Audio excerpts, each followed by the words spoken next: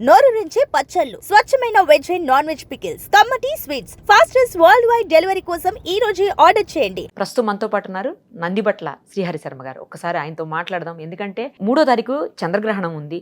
దానికి సంబంధించినటువంటి విశేషాలు, ఎవరు ఏం చేయొచ్చు, ఎవరు ఏం చేయకూడదు, ఇవన్నీ కూడా ఆయన అడిగి తెలుసుకుందాం. గురుగారు నమస్తే అండి. వాగర్థావివ సంపృక్తౌ వాగర్థ ప్రతిపత్తయే జగతః పితరౌ వందే పార్వతీ పరమేశ్వరౌ ఆదిత్యాయ చ సోమాయ మంగళాయ బుధాయ చ గురుశుక్ర శనిభ్యశ్చరాహవే కేతవే నమః. శృంగేరి జగద్గురు పీఠాధిపతులకి, కంచి పీఠాధిపతులకి నమస్కారములు తెలియజేసుకుంటూ కార్యక్రమాన్ని ప్రారంభిద్దాం. సార్, గురువుగారు 3వ తారీఖు చంద్రగ్రహణం కాబట్టి అసలు చంద్రగ్రహణం ఎవరు చూడొచ్చు, ఎవరు చూడకూడదు, అలాగే మనకి అంటే ఇప్పుడు ఇండియాలో కనిపిస్తుందని అంటున్నారు కాబట్టి మనం ఎలాంటి జాగ్రత్తలు తీసుకోవాలి, అసలు చంద్రగ్రహణం టైంలో ఆహారం తీసుకోకూడదు, పానీయం సేవించకూడదు, ఇవన్నీ చెప్తుంటారు. అది నిజమేనా? అసలు చంద్రగ్రహణం అంత ఎఫెక్ట్ ఉంటుందా?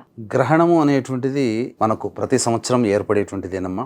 సూర్యగ్రహణం, చంద్రగ్రహణం రాహుకేతు గ్రహ ప్రభావంలో కలుగుతాయి. ఇది వినీలాకాశంలో జరిగే ఒక అద్భుతమైనటువంటి దృశ్య కావ్యం. విశ్వవ్యాప్తమైనటువంటి ప్రపంచంలో జరిగే మార్పులకి చేర్పులకి కారణాలుగా, సూచికలుగా ఈ గ్రహణాలు ఉంటాయి తప్ప వ్యక్తిగతమైనటువంటి జీవితాలు, వ్యక్తిగతమైన జాతకాలని గొప్పగా ప్రభావితం చేసేంతగా ఈ గ్రహణాలు అనేటువంటివి ఉండవు. కాబట్టి వీక్షించేటువంటి సుమన్ టీవీ ప్రేక్షకులు ఎవ్వరు కూడా ఈ గ్రహణాలు అనగానే భయపడేటువంటి సంఘటనలు జరుగుతాయని మాత్రం ఆలోచించకండి. పాజిటివ్ వేతోనే ఉండండి. చాలామంది అమ్మా, ఇప్పుడు మనం చూసామంటే అనేక మాధ్యమాలలో ఈ థంబ్నెయిల్స్లో చూస్తుంటాం, ఈ రాష్ట్ర వారికి గండం, ఈ రాష్ట్ర వారు పూర్తిగా భిక్షాధికారులు అయిపోతారు, జీవితం తలకిందులు అయిపోతుంది, కొంతమందికి పదవీ యోగము, కొంతమందికి కుబేరులు అవుతారు. ఇట్లా అయ్యేటట్టయితే అందరూ కుబేరులు అయ్యేవాళ్ళు, ఆ రాష్ట్రంలో పుట్టిన వాళ్ళందరూ అందరూ భిక్షాధికారులు అయ్యేవాళ్ళు. అట్లా కాదమ్మా. వాస్తవానికి మనకు సంబంధించినటువంటిది, ఈ శాస్త్ర ప్రకారం చెప్పబడినటువంటిది ఏంటంటే ఈ గ్రహణం ద్వారా కొన్ని విశ్వవ్యాప్తమైనటువంటి దుస్సంఘటనలు జరిగే అవకాశం ఉంటుంది. ఎప్పుడు గ్రహణం వచ్చినప్పటికీ మనం పురాతన కాలం, యుగ యుగాల నాటికి చూసినట్లయితే ద్వాపర యుగం, మహాభారత యుద్ధకాలం, ఒకే నెలలో 2 గ్రహణాలు రావడం చేత మొత్తం భూమిలో ఉన్నటువంటి సమస్త మానవాళి నాశనానికి నాంది పలికింది. ఆ తర్వాతనే ఈ యొక్క సంబంధించిన మహాభారత యుద్ధం జరగడం, పూర్తిగా భూ వినాశనంలో మానవాళి అంతా కూడా చాలా మటుకు తుడిచిపెట్టుకుపోయింది. అలాగే ప్రతి గ్రహణానికి ఏర్పడేటువంటి ముందుకి వెనక కూడా కొన్ని దుస్సంఘటనలు విశ్వవ్యాప్తంగా జరుగుతాయి. అంటే ముఖ్యంగా యుద్ధ వాతావరణాలు జరగడం కానీ, అగ్నిపర్వతాలు బ్రద్దలవడం కానీ, భూకంపాలు కానీ, సునామీలు కానీ, అగ్ని ప్రమాదాలు, అనుకోకుండా జరిగేటువంటి అగ్ని ప్రమాదాలు కానీ, ఎక్కువ సంఖ్యలో మరణించడం కానీ జరిగేటువంటి అవకాశాలకి సూచికగా ఈ గ్రహణాలు అనేటువంటి తెలియజేస్తాం. ఇంతకుముందు ఈ సంబంధించినటువంటి ఫిబ్రవరి 17వ తారీఖు రోజున గ్రహణం వచ్చింది, సూర్యగ్రహణం. ఈ గ్రహణ సందర్భంగా కూడా మన ప్రసార మాధ్యమంలోనే తెలియచేయడం జరిగింది, యుద్ధ వాతావరణాలు కలుగుతాయని చెప్పి. అలాగనే దీని సూచికగా చూశారంటే ఇప్పుడు చంద్రగ్రహణం మనకు ప్రారంభమవుతుంది 3వ తారీఖు రోజున. దీని ప్రకారంగా చూసినట్లయితే యుద్ధ వాతావరణం పాకిస్తాన్, ఆఫ్ఘనిస్తాన్ మీద ప్రారంభమైపోయింది. డిక్లేర్ చేసేసారు, they are 2 nations are declared, they are going to be in war అని చెప్పేసి. ఇప్పుడు జరుగుతుంది, అనేక ఆస్తి నష్టము, జన నష్టం జరుగుతుంది. అలాగే ఆల్రెడీ యుద్ధం కంటిన్యూ అవుతున్నటువంటి ఉక్రెయిన్, రష్యా కానీ, అమెరికా, ఇరాన్ కానీ, చైనా, జపాన్, తైవాన్ ఇలాంటి దేశాల్లో కానీ ఎక్కడైనా కానీ యుద్ధ వాతావరణాలు సన్నద్ధమయ్యే అవకాశాలు ఉన్నాయి. అందుకనే అమెరికా కూడా చూసినట్లయితే కొన్ని చోట్ల పూర్తిగా వైమానిక స్థావరాలకు సంబంధించినటువంటి అన్ని కూడా నిండిపోయాయి, ఎయిర్ బేస్లు అన్ని కూడా యుద్ధ విమానాలతో. అంటే అమెరికా, ఇరాన్ మధ్య మళ్ళీ అణుయుద్ధం జరిగే అవకాశాలు ఉంటాయా? ఎందుకంటే చర్చలు జరుగుతున్నాయి ఇప్పుడు. అలాగే మన ఇండియా పరంగా చూసుకున్నట్లయితే ఈ యొక్క గ్రహణ ప్రభావం మన ఇండియాకి, అంటే మనము ఎప్పుడు కూడా చరిత్రను బట్టే మన భవిష్యత్ అనేటువంటిది ఆలోచన చేయాలి.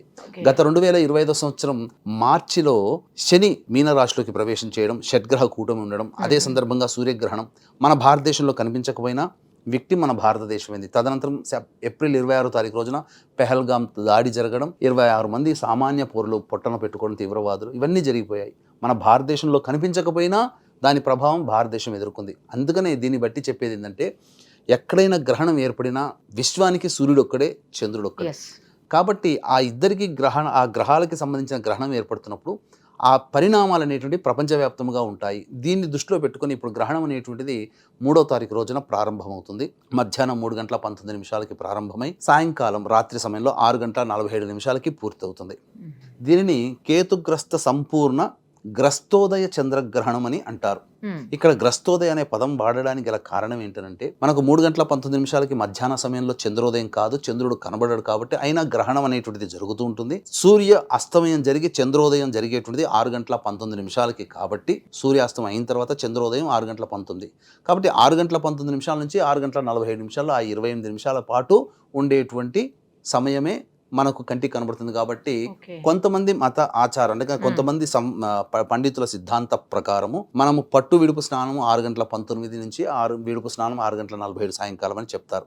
కానీ వాస్తవానికి గ్రహణ స్పర్శ మన భారతదేశం గుండా అనేక ప్రాంతాలలో ఏర్పడుతుంది. కాబట్టి మధ్యాహ్న సమయం అయినప్పటికీ కూడా పట్టు స్నానం 3:19 ప్రారంభం చేయడం, అలాగే విడుపు స్నానం చేయడం ఈ మధ్య కాలంలో కొన్ని దేవతా అనుగ్రహాన్ని పొందేటువంటి ప్రయత్నాలు ప్రతి మానవుడు చేయాలి. కాబట్టి ఇక్కడ ఈ సంబంధించినటువంటి మీరు అడిగారు ఏ రాశుల వారికి బాగుంటుంది, ఏ రాశుల వారికి మంచిది జరగదు అని చెప్పి.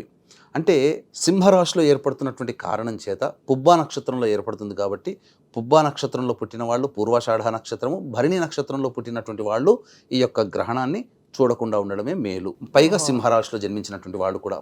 ఈ గ్రహణం సింహరాశిలో ఏర్పడుతుంది కాబట్టి సింహరాశిని బేస్ చేసుకొని మీనరాశి, మిథున రాశి, తులారాశి, వృశ్చిక రాశిలో జన్మించినటువంటి వారికి మాత్రం యోగమైనటువంటి కాలంగా చెప్పబడింది. వాళ్ళకి భవిష్యత్తులో కొంత మంచి జరుగుతుంది, శుభ పరిస్థితులు అనేటువంటి కుటుంబంలో కలుగుతాయి. తక్కినటువంటి మేష, వృషభ, కర్కాటక, సింహ, కన్య, ధనుస్సు, మకర, కుంభరాశిలో జన్మించినటువంటి వారికి కాస్త ఇబ్బందికర పరిస్థితులు అనేటువంటివి ఉంటాయి. అయితే దీన్ని బేరీజు వేసుకునే సమయంలో మంచి అంటే ఎలా జరుగుతుంది? ఏదో తమ్మినేలు పెట్టినట్టుగా కుబేర్లు అయిపోతారా? ఏదో సినిమాలో చెప్పినట్టుగా కోటీశ్వరుకు కోటి రూపాయల మూట పడుతుందా? లేదా కొంతమంది మంచి జరగదు అని చెప్పినటువంటి వాళ్ళకి జీవితం తలకిందులైపోయి పెనం వీరికి పొయ్యిలో పడినట్టుగా అవుతుందా అంటే కాదమ్మా. సాధారణమైనటువంటి మార్పులే జరుగుతాయి తప్ప గొప్పగా అనేటువంటి మార్పులు మాత్రము జరగవు. ఎందుకంటే ఇది వ్యక్తిగతమైనటువంటి జీవితానికి సంబంధించింది. గ్రహణం ఎప్పుడు కూడా ప్రపంచవ్యాప్తముగా దేశాలకు సంబంధించినటువంటి దేశాధ్యక్షులు, దేశాన్ని పరిపాలించే అధ్యక్షులకు సంబంధించినటువంటిది. ఇప్పుడు మనం గనక చూసినట్లయితే ఈ గ్రహణ ప్రభావానికి ముందు నుంచే కూడా ఇరాన్ సంబంధించినటువంటి దేశాధ్యక్షుని విషయంలో ఒక పుకార్ అనేటువంటిది వచ్చింది. ఖమేని మృతి చెందాడు అని చెప్పి ఒక వార్త హల్చల్ చేసింది. నిజమో కాదో అనేటువంటిది ఆ యొక్క ఇరాన్ ప్రభుత్వం నిర్ధారించాలి. కానీ ఈ గ్రహణ ప్రభావం అధ్యక్షులకి దేశానికి సంబంధించింది కాబట్టి వాటికే చూసుకోవాలి. ప్రకృతి విపత్తులు అనేటువంటిది కూడా దీనికి సంబంధించినటువంటిది. కాబట్టి కొన్ని చోట్ల మనం గమనించుకున్నట్లయితే కరీంనగర్, సిద్దిపేట ఆ సంబంధించిన ప్రాంతంలో ఈ మధ్య కాలంలో భూమి కంపించిందని కూడా వార్తలు వచ్చాయి. ఇవన్నీ కూడా గ్రహణం ముందే ఎందుకు జరగాలి? యుద్ధం అనేటువంటిది కూడా మనం గమనించుకున్నట్లయితే ఎన్నో నెలల నుంచి కూడా యుద్ధ సంవాదాలు జరుగుతూ వచ్చినాయి. కానీ గ్రహణం ఏర్పడడానికి ముందు రోజే ఇవన్నీ ఎందుకు? పాకిస్తాన్, ఆఫ్ఘనిస్తాన్ చేసుకోలేదా? బెలూచిస్తాన్ యుద్ధం జరిగేది, అంతర్గత యుద్ధాలు జరిగాయి కదా. కానీ ఫస్ట్ టైం గ్రహణం ముందు వచ్చే సందర్భంలోనే ఎందుకు ఇరు దేశాలు డిక్లేర్ చేయగలిగాయి అంటే గ్రహణ ప్రభావం అనేటువంటిది దేశాల్లో జరిగేటువంటి విపత్తుల్ని ప్రస్ఫుటింపచేస్తుంది అని చెప్పవచ్చు. కాబట్టి ఇక్కడ ఈ చెప్పినటువంటి ఈ మేష, వృషభ, కర్కాటక, సింహ, కన్య, ధనుస్సు, మకర, కుంభరాశుల్లో జన్మించినటువంటి వాళ్ళకి మంచి జరగదు అని అంటే సాధారణంగా ఒక వ్యాపారికి మామూలు సమయంలో ఒక 100 రూపాయలు నష్టం వచ్చింది అనుకోండి, ఏదో ఒక వ్యక్తికి అనుకోండి, వ్యాపారమనే కాదు ఒక వ్యక్తికి. ఈ రాశుల్లో జన్మించినటువంటి వాళ్ళకి ఒక 30 రూపాయలు పెచ్చుగా లేదా 50 రూపాయలు పెచ్చుగా నష్టం వస్తుంది. అంతే తప్ప 100 రూపాయలు నష్టం వచ్చే సందర్భంలో 1,00,000 రూపాయలు నష్టపడిపోడు, ప్రభావం కొంచెం ఉంటుంది. అలాగే బాగా ఉన్నటువంటి సంబంధించినటువంటి దాంట్లో రాశిలో చెప్పినటువంటి మీన రాశి, మిథున రాశి, తులారాశి, వృశ్చిక రాశిలో చెప్పబడ్డాయి కదా.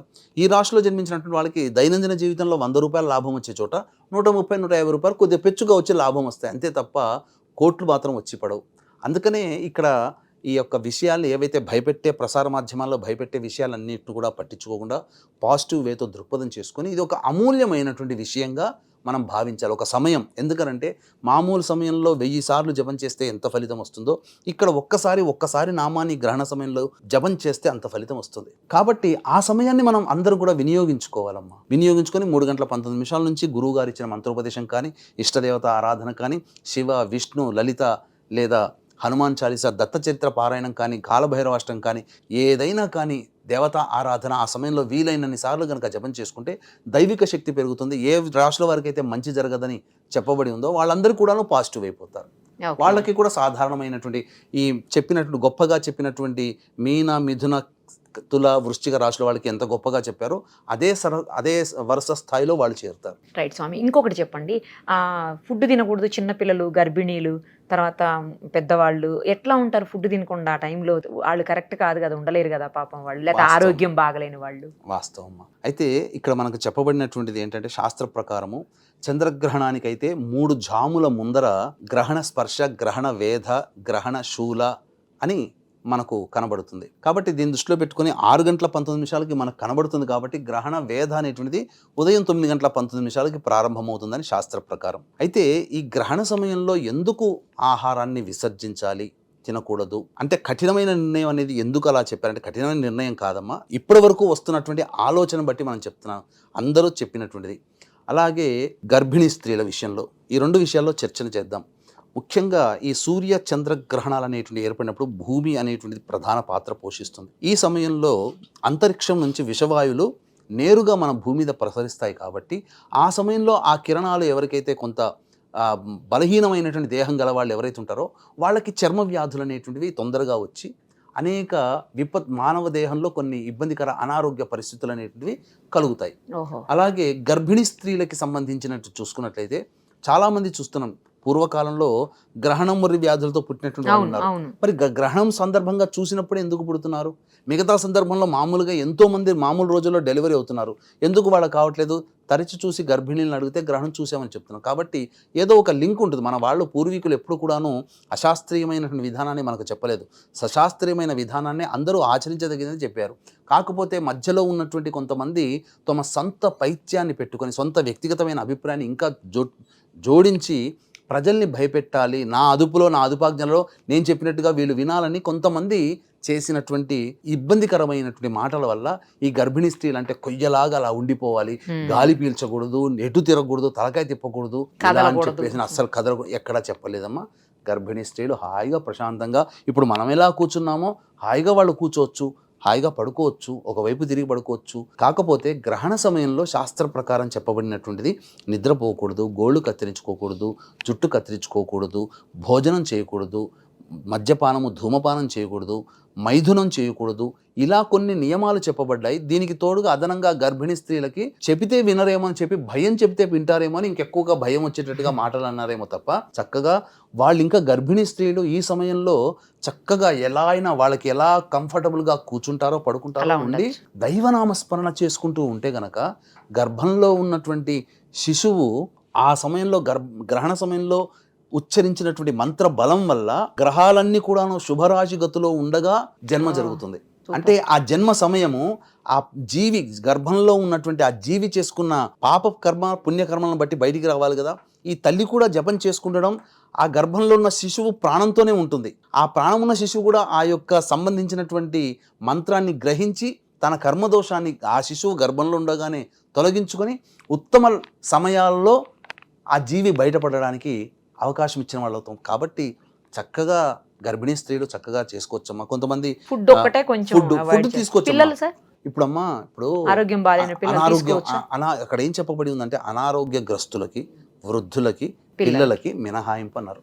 అనారోగ్యం అంటే అన్నీ వచ్చేస్తాయి. ఇప్పుడు బీపీ షుగర్లు ఇప్పుడు లేని వాళ్ళు లేరు కుటుంబంలో, వాళ్ళు ఏదైనా తినాల్సిందే, టైంకి ఏదైనా పట్టాల్సిందే. ఇంకా చెప్పాలంటే అసలు మలమూత్ర విసర్జన కూడా చేయకూడదు. ఆ 3.5 గంటల పాటు అట్లా పట్టుకొని ఉంటే మానవదేహం ఏమైపోతుందమ్మా? అనేక రోగాలకు నిలమైపోతుంది కదా. ఇది కూడా తప్పేనమ్మా. అటువంటివి మన పూర్వంలో చెప్పబడలేదు, ఈ మధ్య కాలంలో చెప్పబడ్డాయి. కాబట్టి చక్కగా ఆనందంగా ఉండలేని వాళ్ళు ద్రవ పదార్థాలు తీసుకుంటే శరీరం తీసుకుంటుంది కదమ్మా, తీసుకోవచ్చు. గురుగారు ఇంకొకటి చెప్పండి, మనం ఆ సమయంలో గ్రహ సమయంలో గరికన్ని తీసుకొచ్చి ఇంట్లో అన్నింటి వస్తువుల మీద ఈ పచ్చళ్ళు లేకపోతే తినే ఆహార పదార్థాలు ఇట్లా అన్నింటి మీద పెడతా ఉంటారు గరికని తీసుకొని వచ్చి. తర్వాత కొంతమంది బీరువాలో పెడతారు, కొంతమంది స్వామి దేవుడి దగ్గర పెడుతుంటారు. ఇవన్నీ ఎందుకు పెట్టాలి అలాగా? అంటే ఇంతకుముందు మనం చెప్పినట్టుగానమ్మా విషవాయువులు అనేటువంటివి ప్రసరిస్తాయి. కాబట్టి ఆ ఇంట్లోకి జొరబడకుండా ఆ విషవాయువులు రాకుండా ఉండడం కోసం ఇంటి తలుపులు, కిటికీలు ఇలా అన్ని కూడా మూసివేసి, పూజా మందిరం కూడా మూసివేసి, వీలైతే ఒక శుభ్రమైనటువంటి వస్త్రాన్ని దేవతా చిత్రపటాలకి కప్పి అక్కడ గరిక కాదమ్మా దర్భ అంటారు. చాలా మంది గరికను తెస్తారు, కానీ దర్భ దొరకని సమయంలో గరికను వాడవచ్చు. గరిక కూడా చెప్పబడింది. కానీ దర్భ అయితే ప్రతి పూజా స్టోర్ లో దొరుకుతుంది, బ్రాహ్మణ ఇళ్లలో కూడా దొరుకుతాయి, అడిగితే ఇస్తారు. ఆ దర్భ పుల్లల్ని పూజా మందిరంలో మనం మంచి నీరు తాగే నీరు పట్టుకుంటాం, నీరైతే ఒలకపోసుకోలేం కదమ్మా. కరెక్ట్. ఆ నీటిలో దర్భపుల్లలు వేసిన ఊరగాయలు పెట్టుకుంటాం, ఎప్పుడు కోరిక పుట్టినా తినాలని. ఆ నిల్వ ఉండేటువంటి పదార్థాల్లో ఈ గరికపోచలు. అలాగే ఇంట్లో కూడా షట్కోణము కానీ చతురస్రము కానీ బియ్యపిండితో కానీ పసుపుతో కానీ వేసి ఆ మధ్యలో దర్భకుచ్చలు గనక పెట్టి ఉన్నట్లయితే ఇంటి నుంచి ఏ రకంగా ఏ మూల నుంచి విషవాయువులు వచ్చినా ఆ దర్భ మీద పడి ఆ యొక్క దోషం తొలగిపోతుంది. ఎందుకంటే ఇది సైంటిస్టులు, అమెరికా వాళ్ళు దర్భలో ఉన్నటువంటి దాన్ని పరిశీలన చేసి దాని యొక్క మహత్యం చెప్పారు. ఎక్స్రే గామా కిరణాన్ని కూడా నివారిస్తుంది అని చెప్పేసి అని. అతినీల లోహిత కిరణాలని తట్టుకోగలిగే శక్తి దర్భలో ఉంటుంది. అందుకనే మనం చేసే ప్రతి పూజలో దర్భ అనేటువంటిది శుభకార్యాల్లోనైనా పితృకార్యాల్లోనైనా కానీ శ్రాద్ధక్రియలోనైనా కానీ దర్భ లేనిదే మన జీవితంలో పూజ అనేటువంటిది లేదమ్మా. కాబట్టి ప్రతిదీ కూడాను దర్భలో మనకు చెప్పబడి ఉంది శాస్త్రం ప్రకారం. దర్భను వాడమన్నారు, వాడవచ్చు. వీక్షించేటువంటి ప్రేక్షకులు కూడా ఈ యొక్క గ్రహణం సింహరాశిలో ఏర్పడుతుంది కాబట్టి మేష, వృషభ, కర్కాటక, సింహ, కన్య, ధనస్సు, మకర, కుంభరాశిలో జన్మించినటువంటి వారికి ఈ దోష ప్రభావం ఉంది. పైగా ఏలినాటి శని ప్రభావం కూడా ఈ రాశిలో వాళ్ళకి ఎక్కువగా ఉంటుంది. కాబట్టి ఈ యొక్క గ్రహణ దోష నివారణార్థమే మార్చి 4వ తారీఖు రోజున సాయంకాలం 6 గంటలకి మన పీఠమాధుర్యంలో గ్రహణ దోష నివారణ పూజలు, హోమాలు జరిపించి శక్తిపాతం చేసినటువంటి కరుంగలి మాల ఇవ్వడం జరుగుతుంది. అవకాశం ఉన్న వాళ్ళు స్క్రీన్పై కనిపిస్తున్న నెంబర్కి 4వ తారీఖు సాయంత్రం 5 గంటల లోపల మీరు గోత్రనామాదులు నమోదు చేసుకోవచ్చు. Thank you so much. సర్వం శ్రీ ఉమామహేశ్వర పరబ్రహ్మార్పణమస్తు.